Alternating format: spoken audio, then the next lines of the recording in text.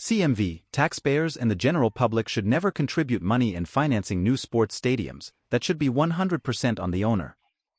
It's no secret owners of sports teams are usually ultra-wealthy, sometimes with billions in net worth. With many local economies struggling and the poor in dire need of resources, cities and states are spending hundreds of millions helping rich owners build stadiums. For example, Cobb County in Georgia cut off funding for local parks so it could contribute to a new stadium for the Atlanta Braves. I understand that sports teams and stadiums provide economic benefits, jobs, local shops/bars, other sales, etc., but studies repeatedly show that the economic benefits rarely make up for these huge expenditures on stadiums. It's a fiscally irresponsible use of limited local and state funds. If the government stops contributing to sports stadium financing, owners will still build these stadiums, and cities/states will free up hundreds of millions in tax revenue to spend where it is truly needed. So, if I can change your view along a different angle. Cities absolutely should contribute to stadiums and sports teams, but they should also own a portion of those things. These teams bring in lots of taxable revenue and are generally good for the city to have, and as you note, they generate lots of money. There is no reason the city of Atlanta can't own a percentage of the Braves. In fact, the fact that no city has any ownership of any of its sports teams, caveat Packers? Not a sports ball person, is somewhat astonishing. That money would offset the tax burden on the people of the city. Ownership would spur attendance at games. And it would prevent teams from leaving the city holding the bag on that stadium. Just for clarification, are you only referring to stadiums used by Major League sports franchises or all stadiums in general? But why stop at sports? Why do taxpayers subsidize corporate headquarters or other corporate endeavors? Sports are just easier to get upset about, but the argument is insincere unless it extends to all forms of corporate welfare. I think in an ideal world, it'd be great if taxpayers didn't pay for these, but that just isn't a solution. The idea behind tax subsidies and TIF money is the projection that the project will be a net benefit to the entire region, not just the owners of a company. By developing, you bring jobs, taxable income, and encourage more people to move to that area, or spend their money or do business there. Some cities like St. Louis, where I live, need to spend money to bring companies here. If we didn't, we'd have no leg up over another, more attractive town. If all things were equal, the chances are we would be much lower on a list than several other towns. The idea is that the developments will bring enough revenue to give us a tax surplus. If I give you $1 and you give me $2 back, it's a good deal. Sure, there are studies that question the actual economic impact of a sports facility/team, but it also provides important non-financial positives to an area, like a regional sense of pride or something that connects the community together. This is from a tangent discussion going on in a few places in the comments. Here are some links for studies and articles about college sports programs losing money in all or almost all cases. This piece in an education-focused magazine. Study showing at least 75% of college sports programs lose money instead of making any. Review of a study showing that only a very small proportion of programs are revenue positive, and that is difficult to determine due to hidden and externalized expenses. Think tank report showing that, at the vast majority of colleges, sports are a drain on finances. Even allowing for some games used to hide losses and costs, only a very small number of football programs even appear to make money. Additional applications, donations, and name recognition are sometimes cited as indirect economic benefits of sports programs. This study reviews several others and finds little if any effect of those things. Overall, many economists and a good deal of research suggests that almost all college sports programs, and some believe all, are a net drain on their universities. If popular programs, e.g. men's football, pay for less popular programs, these apparent benefits are offset by losses or hidden costs in other areas at almost all universities. From a purely economic perspective, universities in general would be far better off simply getting rid of all sports. Of course, the purely economic perspective leaves out potential positive effects, like scholarships for athletes and cheap entertainment for non-athletes.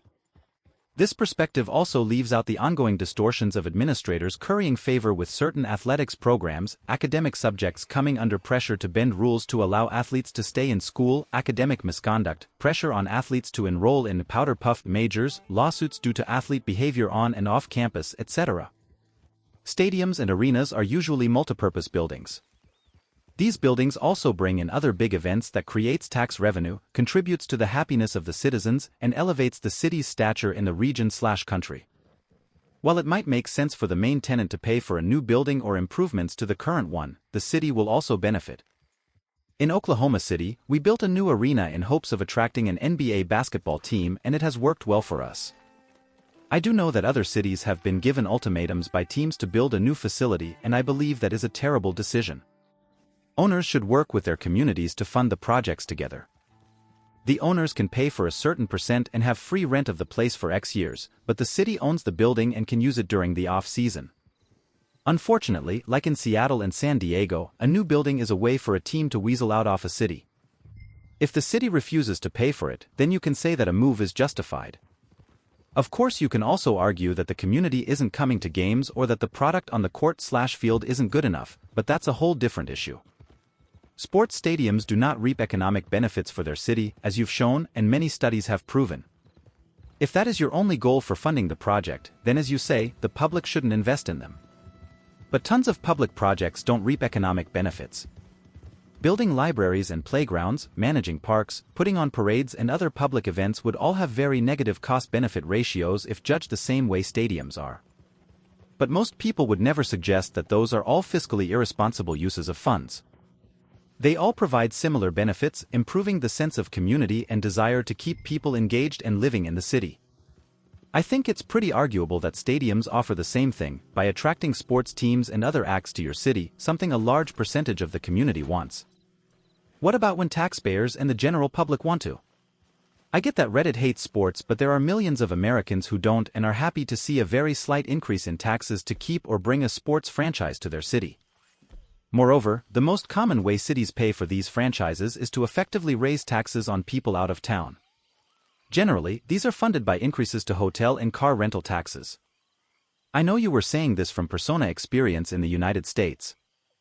But in Australia, it's quite different. We don't have as many stadiums or sports arenas as you. In Melbourne, our main stadium is the MCG, which has slowly developed over the past century, with lots of privately funded and publicly funded extensions. It's through these funds that we're able to host our National Football League, AFL, international cricket games, the Olympic Games, even university graduation ceremonies. There's a good chance that if it weren't for our taxpayers, we just wouldn't have the facilities to those things. And there's arenas and stadiums all over the country that do exactly the same things and more. I agree about 92%. In pure economic terms, a city probably won't see a return on investment, but there is something to say for community pride and entertainment value for citizens. You don't see a return on investment on seeing a movie or taking a vacation, but you may choose to spend money on them anyway. I personally don't watch sports. But a city government is meant to improve the lives of its citizenry. This includes mundane things like roads and infrastructure, as well as extravagancies. You don't see a return on investment on seeing a movie or taking a vacation, but you may choose to spend money on them anyway.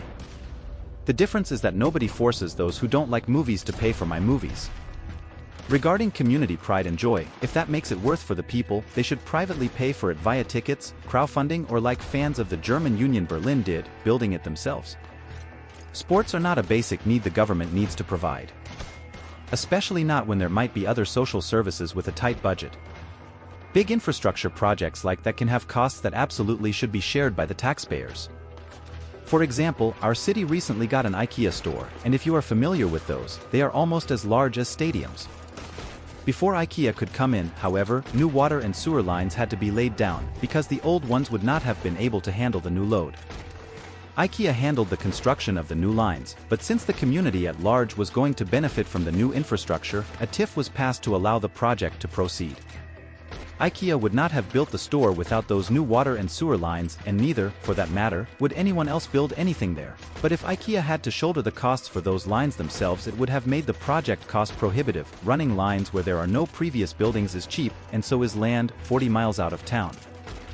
It was a win for the people who lived there, and a win for IKEA. In principle, public financing for infrastructure is a good idea. However, if you are an elected official looking to get re-elected, it's tempting to strike a deal, no matter how bad it is, if you know someone else is going to be stuck with the bill. Like any deal, it is possible for the public to get screwed, and when you are dealing with one of a few dozen owners of a sports team, you are not bargaining from a position of strength. Makes it very easy for a community to strike a bad deal.